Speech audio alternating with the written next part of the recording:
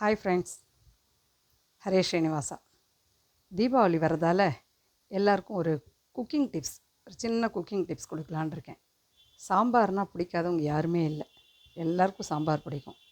அதுவும் தலை தீபாவளி நிறைய பேர் வீட்டில் இருக்கும், மருமக வந்திருப்பாங்க, ரிலேட்டிவ்ஸ்லாம் வருவாங்க. அவங்களுக்கெலாம் நான் ஒரு சாம்பார் பொடி பண்ணி சொல்லித்தரேன். அது பண்ணி சாம்பார் பண்ணுவேங்க, அசந்துருவாங்க எல்லோரும். அது பேரே அசத்தல் சாம்பார் பொடின்னு வச்சுக்கோங்க. பண்ணி பார்த்துட்டு எப்படி இருக்குன்னு எனக்கு கமெண்ட்ஸில் போடுங்க. நிஜமாகவே ரொம்ப நல்லாயிருக்கும்.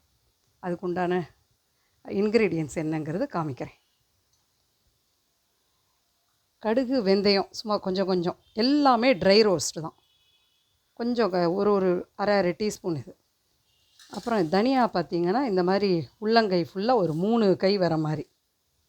அதுக்கு தோரம்பருப்பு ஒரு பிடி, கடலைப்பருப்பு 3 மடங்கு கடலைப்பருப்பு, துருவின தேங்காய், நல்ல ஒரு பெரிய அரை மூடி தேங்காய் துருகி வச்சுருக்கேன்.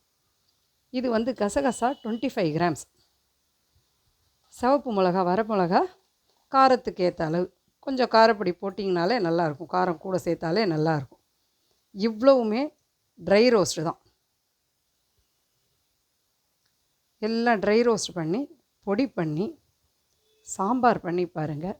நிஜமாகவே எல்லோரும் அசந்துருவாங்க. இது அசத்தல் சாம்பார் தான். இதுக்குண்டான கமெண்ட்டை பண்ணி பார்த்துட்டு எனக்கு அப்புறமா போடுங்க. ஹரே ஸ்ரீனிவாசா.